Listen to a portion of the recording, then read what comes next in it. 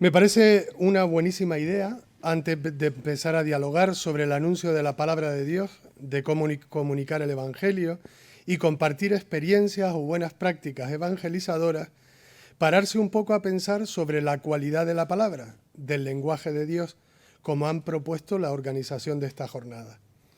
No me refiero a presentar un estudio concienzudo de un tratado teológico, sino a tener en cuenta cómo habla Dios en la historia y cómo se transmite a lo largo del tiempo, porque al considerar estos temas, con los que indudablemente estamos todos tan familiarizados, porque no se trata solo de nuestro quehacer, sino también de nuestra propia vida, que está empeñada por la evangelización, corremos el riesgo o de que nos sobre todo, porque ya nosotros vivimos, nos hemos formado y hemos dedicado todo a esto, y ahora no sé a qué viene tanta historia, si ya sé lo que debo vivir o más o menos cómo desarrollarlo, o por el contrario, que nos entre un gran pesimismo al comprobar la presunta ineficacia de la predicación del Evangelio en el mundo actual. Creo que detrás de estas dos posiciones están todos los problemas teológicos, pastorales e incluso personales con respecto a la difusión del mensaje cristiano, desde los inmovilismos que nos hacen pensar que todo progreso humano ha sido nefasto y considerar como una traición a la palabra y al querer de Dios cualquier aproximación que se haga sin las formas de antaño, hasta los deseos de cambiar todo, incluso el propio Evangelio, con tal de generar algo de atención por parte del mundo. Esto se da ahora y se ha dado en toda la historia de maneras diversas. Permítanme entonces recordar y profundizar en el lenguaje divino antes de que comentemos otras experiencias prácticas. Y lo primero en lo que tenemos que detenernos es que el lenguaje de Dios, la palabra de Dios, es Dios mismo, es un ser vivo. Debemos apreciar aquello, aunque nos parezca de perogrullo, que decía San Bernardo, y en lo que se ha insistido tanto después del concilio y últimamente en la Verbum Domini, que el cristianismo no es una religión del libro, sino una religión de la palabra de Dios, no de una palabra escrita y muda, sino del Verbo encarnado y vivo. Insistir en esto es insistir en la cualidad primera y definitiva de la palabra de Dios. Dios no pronuncia su palabra, no habla como un flatus vocis, como una expresión que sale de él, pero que es distinta de él, sino como sugiere la propia Escritura, sobre todo el prólogo de San Juan, que antes nos han recordado, el contenido del lenguaje divino es ontológico, es Dios mismo. Como indicaba el teólogo Jean Mourou, si el objeto de nuestra fe es la verdad revelada, esa verdad primera que se nos dirige es subsistente, es una persona. La expresión divina, entonces, es el primer testimonio de la divinidad. Esto, aunque en la historia haya quedado un poco oscurecido por una gran cantidad de discusiones y controversias, parece haber quedado muy claro después del concilio, y es la razón por la que en la Dei Verbum se insiste en el carácter sacramental de la revelación en Cristo, porque ser destinatario de su palabra no es solo escuchar un mensaje, sino es entrar en contacto con una persona divina, es entrar en su mundo, en relación con él. Dispuso Dios, en su sabiduría, revelarse a sí mismo y dar a conocer el misterio de su voluntad, mediante el cual los hombres, por medio de Cristo, Verbo encarnado, tienen acceso al Padre en el Espíritu Santo y se hacen consortes de la naturaleza divina. En consecuencia, por esta revelación, Dios invisible habla a los hombres como amigos, movidos por su gran amor, y mora con ellos, para invitarlos a la comunicación consigo y recibirlos en su compañía.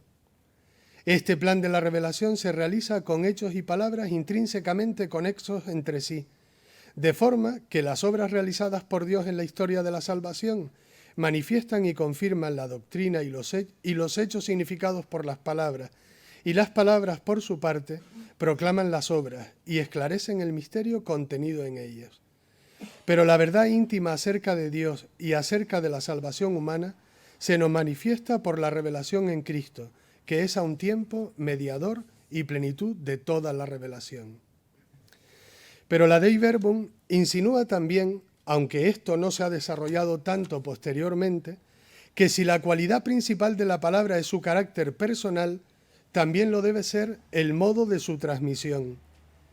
Anunciar el Evangelio, predicar la palabra de Dios, no puede consistir entonces en ofrecer una palabra pronunciada en el pasado para que supuestamente tenga consecuencias en el presente, como la conversión o como la fe, la propia fe, sino que tendrá que ver más con transmitir esa vida, con transmitir a Cristo. No un mensaje que por muy bonito y verdadero que sea, puede ser externo a Dios sin conexión con el que ha resucitado. La misma Constitución, en el número 8, nos recuerda que la función de la tradición es transmitir la viva voz del Evangelio a la Iglesia, y conecta así con aquella definición que había hecho Trento de la tradición, ipse traditio Christi Ecclesia, la misma transmisión de Cristo a la Iglesia. Evangelizar no es otra cosa sino esto, poner en contacto con Cristo. Por eso creo que San Juan Pablo II llegó a decir con fuerza en la Novo Milenio Ineunte que el único programa que necesitamos es Cristo. No hay otro programa pastoral ni de evangelización que no sea Cristo mismo. Y así lo explicaba Benedicto XVI en una audiencia en el 2006. La tradición no es transmisión de cosas o de palabras, una colección de cosas muertas. La tradición es el río vivo que se remonta a los orígenes, el río vivo en el que los orígenes están siempre presentes, el gran río que nos lleva al puerto de la eternidad. Y al ser así, en este río vivo, se realiza siempre de nuevo la palabra del Señor que hemos escuchado.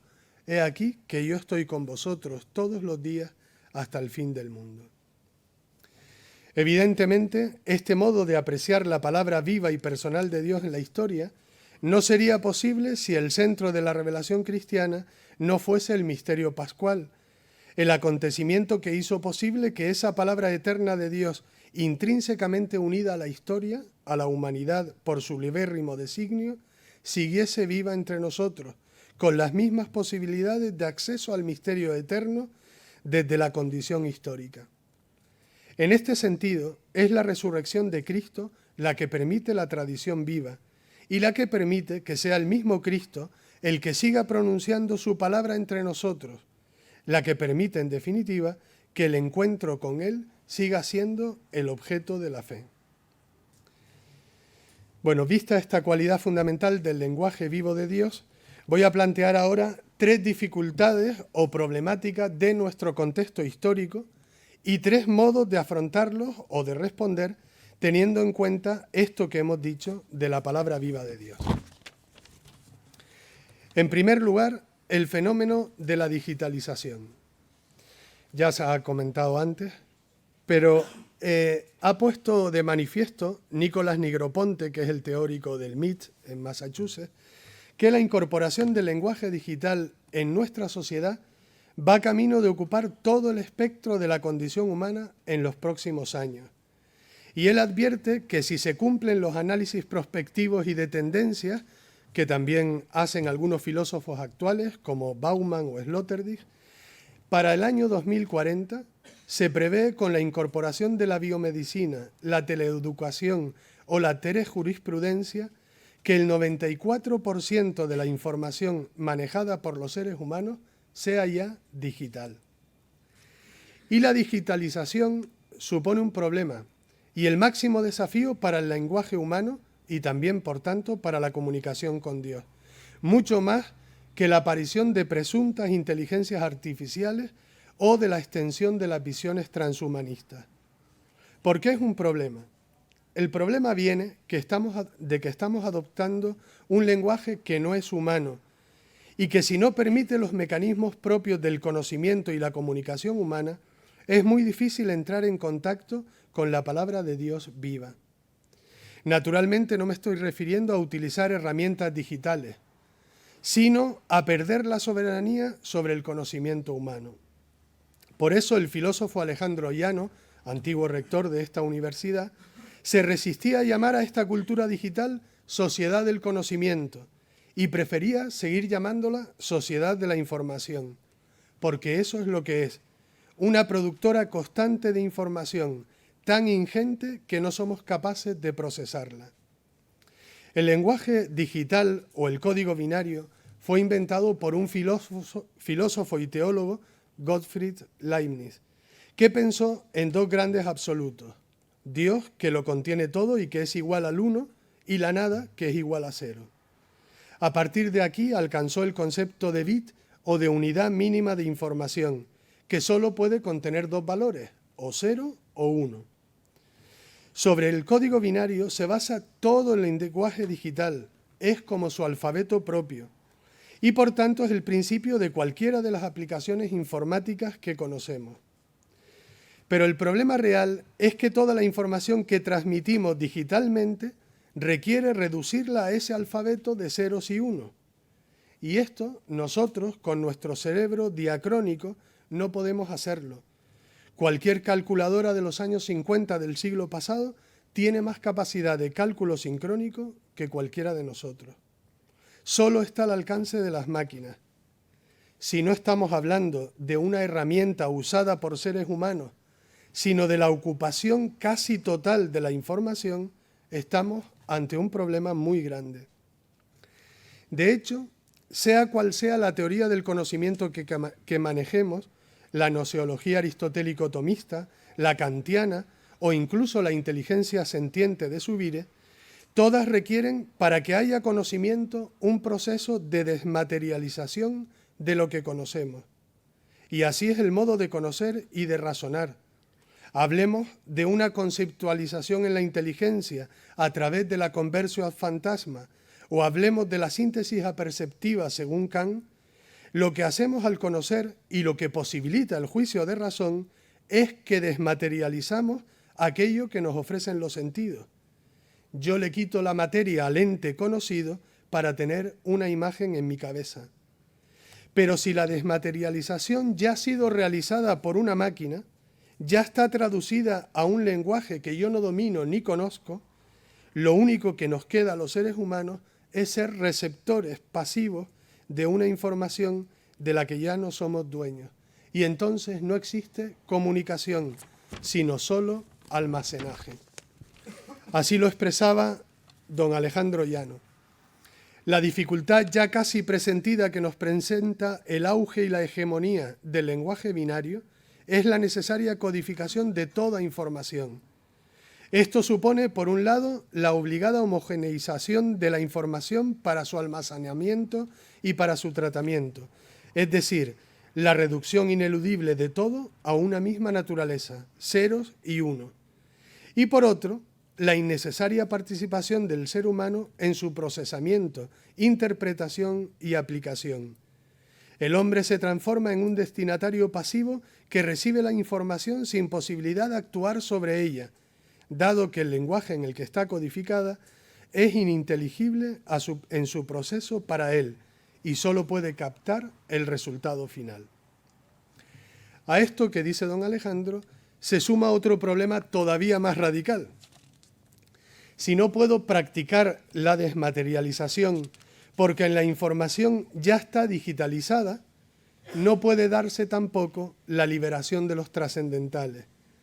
Ni el bien ni la verdad, como antes nos hablaba don Carlos, ni la noción general de ser que diría Santo Tomás, tendrían posibilidad de llevar o empujar nuestro conocimiento más allá, de trascender, y por lo tanto se imposibilita una comunicación real entre los seres humanos y, por supuesto, también con Dios.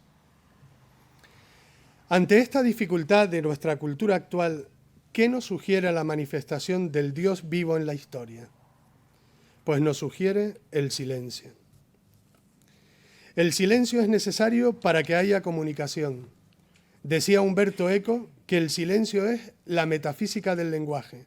Es lo necesario para que cualquier expresión sea inteligible y se dé el proceso de comunicación. Si nosotros hablásemos sin pausas o escribiésemos sin espacios, que son los silencios del lenguaje hablado y escrito, nuestro mensaje sería ininteligible, no podríamos comunicarnos. La digitalización es un problema, sí, pero en realidad no puede ahogar la estructura comunicativa del ser humano, que es esencial a él. Y solo hará falta silenciar la intoxicación de información que padecemos. Algunos han llamado a este fenómeno la infoxicación, para que despierten los procesos comunicativos con los que el ser humano se expresa, vive, se hace y, desde luego, para que se pueda producir una comunicación interior con la palabra viva de Dios. En este sentido, tendríamos que pensar si nuestra estrategia principal de evangelización puede consistir en hacer accesible, en digitalizar y entremezclar con la otra gran cantidad de datos que ya recibe el ser humano la palabra de Dios y las experiencias de fe. No digo con esto que no deba haber influencers católicos y usar YouTube, las redes sociales o cualquier aplicación digital para ofrecer información. Pero debemos tener cuidado de banalizar la evangelización, de tal forma que ofreciendo toda la información sobre la revelación o la doctrina de la Iglesia, hagamos imposible un verdadero encuentro adecuado con la palabra viva de Dios. Y no deja de ser sintomático la cantidad de nuevas realidades que han aparecido en la Iglesia y que tienen como principal estrategia evangelizadora el silencio en la adoración eucarística, o las famosas comunidades de la palabra tan extendidas en mi tierra, cuyo programa consiste en presentar a Cristo, poner en contacto con Él a través de la lección y la meditación de la Sagrada Escritura.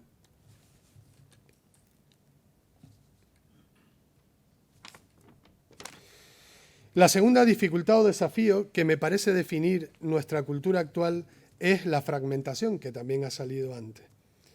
Ya desde la descripción de Lyotard sobre la cultura posmoderna y sobre todo de Gianni Vattimo, con el establecimiento del pensamiento débil, se hablaba de que la característica principal de nuestro contexto era la fragmentación del conocimiento.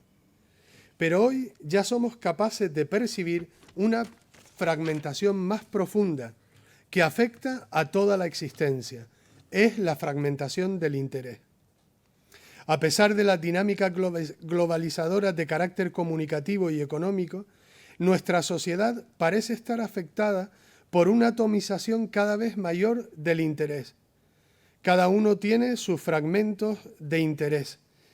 Y lo que se me proponga fuera de eso, ni siquiera lo considero. Esto ha llevado al profesor José Luis del Barco a hablar no solo de la desaparición de los grandes relatos, sino también de los grandes proyectos. Y esto sí que supone un desafío, porque la predicación del Evangelio no puede renunciar ni a un relato global que se enraíce en la verdad divina y que explique de principio a fin el sentido del mundo y la existencia humana, ni a la manifestación de la palabra de Dios en la historia, haciendo la historia de salvación, ni puede renunciar tampoco a buscar una respuesta global a esa manifestación, una correspondencia al interés de Dios que involucra toda la vida humana y que llamamos fe. Este segundo aspecto será la tercera dificultad en la que entraremos enseguida, pero antes hablemos del primer aspecto y de cómo podemos afrontarlo desde el lenguaje vivo de Dios. Si la descripción de Vattimo sobre la cultura del fragmento consiste en la inadecuación de un relato global para estar presente en cada fragmento, y la única posibilidad de aproximarse a una verdad universal está en la formación de meterrelatos que se forman con los puntos de convergencia de los distintos conocimientos fragmentados, esto nos podría asustar, porque nos damos cuenta enseguida que la verdad ya no nos sería dada, ya no sería revelada, sino que la formaríamos nosotros con una suerte de intersubjetividad o de consenso sobre la verdad. Pero aquí tenemos que fijarnos en la dinámica propia de la palabra viva de Dios y de cómo se ha manifestado en la historia. Hablamos de la condescendencia divina. La condescendencia o sincatabasis, como la denominaba San Juan Crisóstomo, es la clave de bóveda para entender toda la constitución Dei Verbum. Todo lo que se ha explicado sobre la revelación divina, sobre la verdad revelada para nuestra salvación, sobre el papel de la Sagrada Tradición o la inspiración de la Sagrada Escritura, los padres lo hicieron pivotar sobre el número 13, que se convierte así en el quicio de la Constitución y la condición para entender todas sus afirmaciones. De este modo, entendiendo que el modo de hablar de Dios en la historia, su manifestación, responde a una voluntad de abajamiento, cuyo punto álgido es la encarnación del Verbo, entendemos que la fragmentación no repugna a la divinidad. Al contrario, ha sido su modo de entrar en la historia. Verbum abbreviatum lo llamaba Orígenes. Y si entendemos que la encarnación del Verbo ha supuesto que lo universal se haga concreto, lo eterno histórico, lo absoluto fragmentado, no es para pensar que lo divino se agote en lo humano, sino precisamente para abrir lo eterno desde la historia, para abrir desde lo fragmentado la verdad absoluta. Quizá nos hemos confundido durante mucho tiempo por la robustez de la doctrina cristiana y la influencia de la Iglesia en la sociedad, pero en realidad esto es lo más propio del hablar de Dios, hablar en el fragmento. Cuando nos planteamos el reto de la evangelización, debemos darnos cuenta, entonces, que no estamos ya en diálogo con la modernidad y no se trata de posicionar el mundo de la fe contra el mundo desde la razón. Más bien, debemos pensar que evangelizar hoy consiste en el ejercicio paciente de introducirse en cada fragmento para dialogar con cada verdad y mantener abierto el vínculo con la verdad. El hombre de hoy sí vive en el fin de los grandes relatos, pero eso se torna como una gran oportunidad para la inteligencia de la fe, a la que no le asquea en ningún modo descender a lo parcial, a lo local y autolimitado, para abrirse a la realidad infinita, universal e ilimitada del que ha hecho todas las cosas. Ejemplos como el de la predicación profética o los mismos discursos neotestamentarios nos dan pie a pensar que es posible no una evangelización del fragmento o fragmentaria, sino una evangelización en el fragmento. Un anuncio de la fe que como una V incide en cada fragmento, cultural, político, religioso, científico, educativo, y se abre a un metarrelato de segundo nivel desde donde sí es posible hacer una relectura global.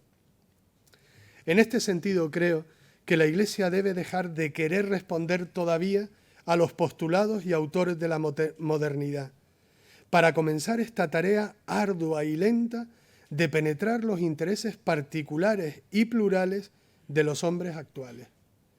Así lo explicaba el cardenal Ratzinger en el año 2001, siendo todavía prefecto de la Congregación para la Doctrina de la Fe, con su famoso discurso de la dinámica del grano de mostaza. La nueva evangelización debe someterse al misterio del grano de mostaza y no pretender producir rápidamente el gran árbol. Nosotros o vivimos demasiado con la seguridad del gran árbol ya existente o con la impaciencia de tener un árbol más grande, más vital. Más bien debemos aceptar que el misterio de la Iglesia es al mismo tiempo un gran árbol y un grano muy pequeño. En la historia de la salvación siempre es contemporáneamente Viernes Santo y Domingo de Pascua. De este modo, el deseo de evangelizar nos debe llevar a querer hacerlo con la misma dinámica con la que Dios ha hablado y sigue hablando, y a no despistarnos con apresuramientos, medidas de éxito humano o con modelos de predicación que no se corresponden con su condescendencia divina. Bueno, pues voy rapidísimo, pero todavía me queda un pisco. Tan negativa sería la nostalgia por tiempos pasados en los que se atendía y consideraba el discurso cristiano por toda la sociedad como la disolución de la verdad revelada en aras de esa consideración. En realidad son caras de la misma moneda. Convertir el mensaje divino en una ideología lejana a la palabra viva de Dios, que sigue condescendiendo en la historia. Esta condescendencia ha hecho que Dios haya asumido realidades históricas por lo tanto limitadas e incluso imperfectas, pero forman parte de su lenguaje y de su pedagogía divina, y por tanto nosotros no las podemos cambiar, porque forman parte, por así decirlo, de su incardinación en la historia. Decía Monseñor Rino Fisichella que estaríamos ante la madre lengua del cristianismo, nuestra lengua madre que puede ser traducida, pero no cambiada. No puedo intentar ganar a personas para Cristo evitando sus preceptos morales, su modo de vida. O como se decía en los años 80, no puedo cambiar el vino por Coca-Cola en la consagración. Dios se toma en serio al ser humano y a la historia, y lo que ha asumido como parte de su lenguaje tiene que seguir transmitiéndose en cada fragmento. Pero tendríamos que vivir con alegría el reproducir el modo en que Dios se ha acercado a nosotros, y no vivir tampoco con melancolía y angustia por otros tiempos llamados de cristiandad, pero que seguramente no acentuaban lo propiamente cristiano, que es ser grano de mostaza. En el último escrito de Monseñor Fernando Sebastián, publicado poco después de su fallecimiento, lo decía con toda claridad refiriéndose a nuestro país. Debemos dejar de pensar que España sigue siendo cristiana. España no es cristiana. Y debemos dejar de pensarlo para lanzarnos a evangelizarla con la espada de la palabra de Dios, que es capaz de atravesar cualquier sayal, cualquier armadura. Hoy diríamos aquí cualquier fragmento. Bueno, como ya me están avisando, dejo la última parte, que era el tercer desafío, que es esta fragmentación, pero no del conocimiento, sino del interés. La fragmentación que hoy llamaríamos la indiferencia religiosa o, como le llamó José María Mardones, el neopaganismo. Y la respuesta que supuestamente se puede dar o se debe dar desde este lenguaje vivo de Dios. La respuesta, lo digo sin más porque no me voy a entretener, estaría a mi juicio en el perdón como el que publicita el testimonio cristiano y en la paciencia. Y lo que sí me gustaría terminar es viendo juntos un fragmento de una película. Es una escena muy chiquitita, de 2 minutos, es de una película muy conocida, El séptimo sello, de Ingmar Bergman.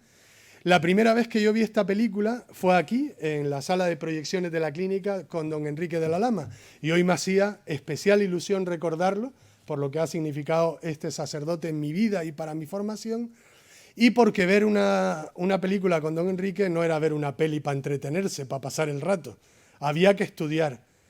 Y yo me acuerdo cuando vimos esta película, fuimos, varios están aquí, por aquí, fuimos al edificio central de la biblioteca y buscar información sobre la película, Cahiers du Cinéma, Cinerama, y me extrañaba que todas las críticas que leíamos decían que esta película era el paradigma del existencialismo.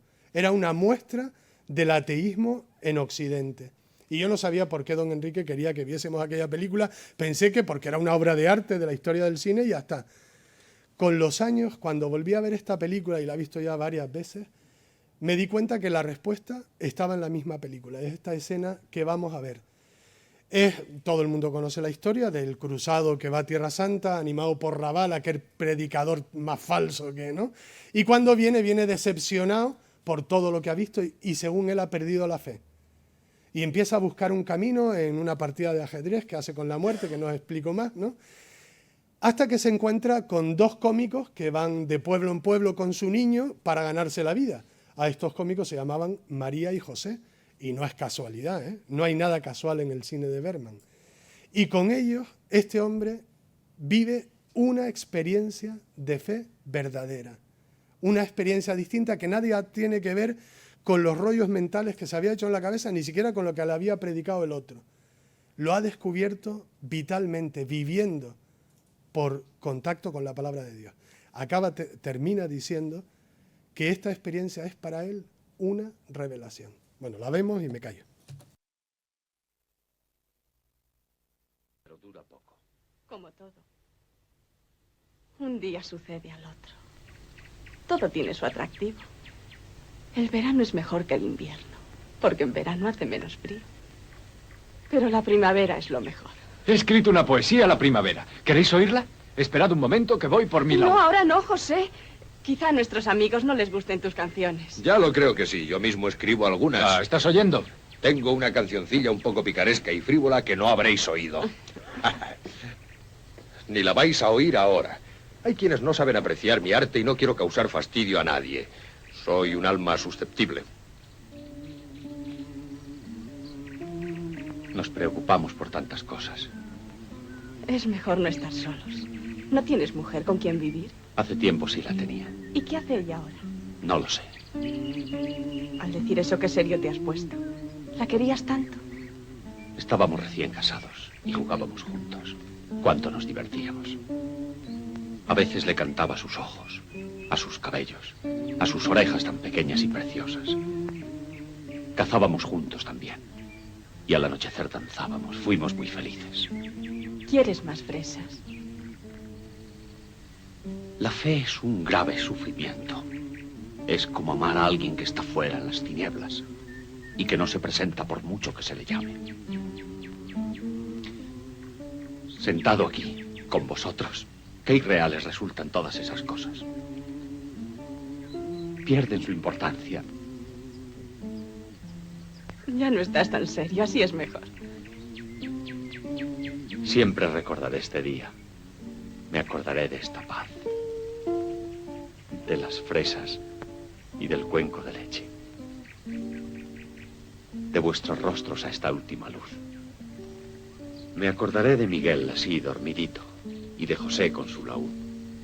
Conservaré el recuerdo de todo lo que hemos hablado. Lo llevaré entre mis manos, amorosamente, como se lleva un cuenco lleno hasta el borde de leche recién ordeñada.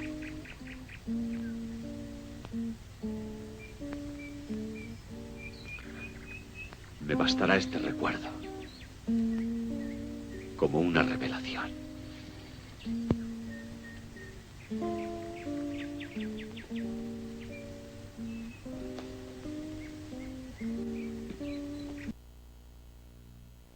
Por escucharme, ¿eh?